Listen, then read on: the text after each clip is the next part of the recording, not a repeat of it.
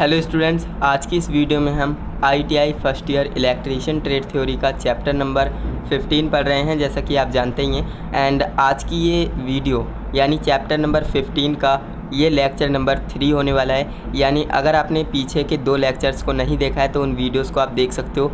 इस वीडियो के description box में जाइएगा, मैंने प्लेलिस्ट का लिंक दे दिया है, तो वहाँ से जाकर आप सभी वीडियोस को देख सकते हो। अगर आपने पिछले चैप्टर्स को भी कवर नहीं किया है तो वहाँ से आप सभी चैप्टर्स को कवर कर सकते हो, क्योंकि मैंने आपको पिछले सभी चैप्टर्स को पढ़ा दिया है। एंड इसके बाद एक चैप्टर और बचा है, देन आपका जो इलेक्ट्रीशियन ट्रेड थ्योरी का कंप्लीट सिलेबस हो जाएगा, है ना। तो आज की इस वीडियो में हम क्या पढ़ने वाले हैं? आज की इस वीडियो में हम 17 नंबर अप्लायंसेस की बात करेंगे, यानी 16 नंबर अप्लायंसेस के तक हमने पढ़ लिया था लास्ट क्लास में। एंड आज की इस वीडियो में हम डेजर्ट कूलर के बारे में बात करेंगे, मिक्सर ग्राइंडर, वॉशिंग मशीन, है ना। तो इस तरह से काफ़ी सारे अप्लायंसेस के बारे में आज की इस वीडियो में भी हम डिस्कस करने वाले हैं, तो काफ़ी ज़्यादा मज़ा आने वाला है। एंड अगर आपने प्रीवियस वीडियोज़ को नहीं देखा है तो देख लेना, तभी आपको आगे की वीडियोज़ समझ में आने वाली हैं। ओके, बाकी हमने आपको ये नोट्स आपको प्रोवाइड कर ही दिए हैं, तो नोट्स आप बना सकते हो, बट उससे पहले आपको लेक्चर को समझना होता है, एक्सप्लेनेशन वाली वीडियोस देखनी होती हैं, है ना। तो चलिए अब हम जान लेते हैं डेजर्ट कूलर क्या होता है। तो देखिए, ग्रीष्म ऋतु में ठंडी वायु प्रदान करने के लिए डेजर्ट नामक वैद्युतिक उपकरण का प्रयोग किया जाता है ना। जो ग्रीष्म ऋतु यानी जो आपकी गर्मी वाले मौसम होते हैं, है ना, तो ठंडी वायु प्राप्त करने के लिए हम डेजर्ट कूलर नामक जो वैद्युतिक उपकरण होता है उसका हम प्रयोग करते हैं। इसका उपयोग घरों, होटलों, कार्यालयों में आदि स्थानों पर किया जाता है। आप घरों में भी कूलर देखते होंगे, है ना, कार्यालयों में भी देखते होंगे, होटलों में भी देखते होंगे। तो डेजर्ट कूलर काफ़ी ज़्यादा इस्तेमाल किए जाने वाला वैद्युतिक उपकरण हो जाता है।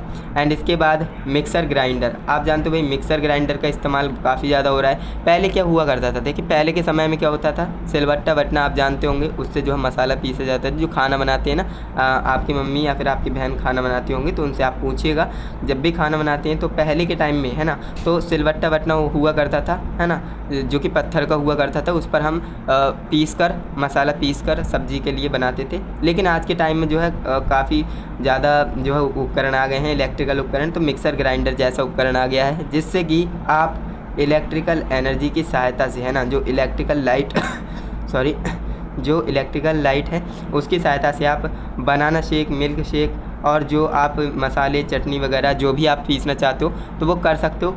मात्र 1 से 2 मिनट में ही आपका तैयार हो जाता है ना। तो मिक्सर ग्राइंडर बहुत ज़्यादा यूज़फुल है, आप जानते ही हो। घरों में मिल्क शेक बनाने, दही से मक्खन निकालने, मसाले व चटनी पीसने आदि कार्यों में मिक्सर ग्राइंडर या मिक्सी नामक वैद्युतिक उपकरण का प्रयोग किया जाता है। तो आप जानते हो जो आप वैद्युतिक उपकरण यानी मिक्सर ग्राइंडर का हम इस्तेमाल कब करते हैं? मिल्क शेक बनाना है, बनाना शेक बनाना है ना, मैंगो शेक, कोई भी शेक बनाना है, या फिर दही से मक्खन निकालना है, या फिर मसाले बनाने या फिर चटनी पीसनी है। तो ऐसे कार्य अगर आपको करने हैं तो मिक्सर ग्राइंडर का इस्तेमाल कर सकते हैं। काफ़ी लोग इसे मिक्सी भी कहते हैं, है ना, तो इसे भी आप ध्यान रखेंगे। इसके बाद वॉशिंग मशीन, है ना। वॉशिंग मशीन से क्या होता है आप जानते हो, कपड़े धुलने के काम आती है। तो वॉशिंग मशीन से हम क्या करते हैं? वॉशिंग मशीन नामक वैद्युतिक उपकरण का प्रयोग मैले वस्त्रों को धोने के लिए प्रयोग किया जाता है, यानी गंदे कपड़ों को धोने के लिए किया जाता है। सामान्य वॉशिंग मशीन 3 प्रकार की होती हैं। अब आप जानते होंगे वॉशिंग मशीन के भी 3 टाइप्स होते हैं, तो कौन कौन से होते हैं चलिए समझ लेते हैं बारी बारी से। तो देखिए, आपका जो वॉशिंग मशीन होती है 3 टाइप्स की होती हैं। पहला होता है मैनुअल या साधारण वॉशिंग मशीन, दूसरी होती है अर्ध स्वचालित वॉशिंग मशीन, तीसरी होती है पूर्ण स्वचालित वॉशिंग मशीन। अब देखिए मैनुअल थोड़ी सी हेल्थ इशू है। तो यहाँ पर आप देखिए मैनुअल या साधारण वॉशिंग मशीन क्या होती है, जो कि आप मैनुअली ऑपरेट करते हो।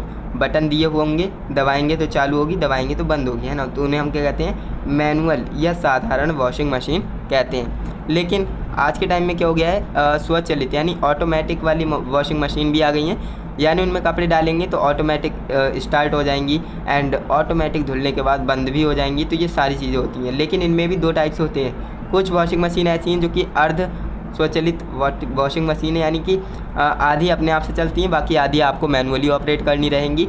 एंड जो इसके बाद तीसरे नंबर पे है पूर्ण स्वचालित वॉशिंग मशीन, जो पूरी अपने आप से ही ऑपरेट होगी, आपको कुछ भी करने की ज़रूरत नहीं है, सिर्फ आपको कपड़े डालने, बाकी धुल करके वो सारा कपड़े भी निकाल देगी, सारा कुछ कपड़े सुखा भी देगी। ऐसा भी आप करने वाली वॉशिंग मशीन आती हैं, तो उन्हें हम पूर्ण स्वचालित वॉशिंग मशीन कहते हैं, यानी fully operated washing machine, automatic कहते हैं, है ना। विद्युत घंटी, विद्युत घंटी के बारे में आप जानते होंगे, इलेक्ट्रिक बेल किसे कहते हैं। तो यह एक सरल वैद्युतिक चुंबकीय युक्ति है जिसका प्रयोग हम घरों, कार्यालयों, होटलों आदि में पुकार घंटी के रूप में किया जाता है। यानी देखिए विद्युत घंटी क्या होती है, आपने अपने घर के आगे लगा रखी होगी, कोई भी आता है तो बेल बजाएगा तो आपको पता लग जाएगी कि बाहर कोई है, तो आप जाएंगे गेट खोलेंगे, तो इस तरह से होता है ना। तो ये जो है एक सरल विद्युत चुंबकीय युक्ति है जिसका प्रयोग हम कहाँ करते हैं, जिसका उपयोग घरों में, कार्यालयों में, होटलों आदि में पुकार घंटी के रूप में करते हैं। कार्यालयों में कैसे होता है, जैसे मान लीजिए मैनेजर का ऑफिस है एंड उन्होंने जो है वहाँ पर एक घंटी बजा रखी है, घंटी दबाएंगे तो बाहर जो भी इनका चपरासी बैठे होंगे वो आ जाएंगे, है ना। तो इस तरह से होता है। बाकी आप जानते ही हो ये सारी चीज़ें, बाकी मैं आपको इसलिए बता रहा हूँ जिससे कि आपको सारे अप्लायंसेस के बारे में अच्छे से पता हो। बजर, है ना। इसके बाद 21 नंबर हमारा अप्लायंसेस हो जाता है बजर। बजर किसे कहते हैं, तो आप जानते हो ये बजर की तरह साउंड करता है। यह भी एक सरल विद्युत चुंबकीय युक्ति है। इसका उपयोग विद्युत घंटी के स्थान पर 230 वोल्ट AC प्रचलित युक्ति के रूप में किया जाता है। तो ये भी आपकी क्या है, विद्युतिक घंटी ही है, लेकिन ये बजर थोड़ा सा डिफरेंस हो जाता है। तो ये जो है इसका उपयोग कहाँ किया जाता है, विद्युत घंटी के स्थान पर हम बजर का इस्तेमाल भी कर सकते हैं। ओके, इसके बाद है बर्गलर अलार्म, है ना।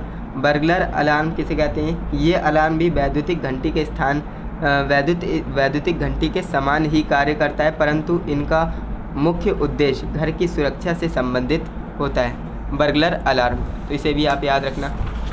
एंड बाकी मैंने आपको सभी बता दिया है। डेजर्ट कूलर किसे कहते हैं, मिक्सर ग्राइंडर, वॉशिंग मशीन, इनके बारे में आपको अच्छे से समझ में आ गया होगा।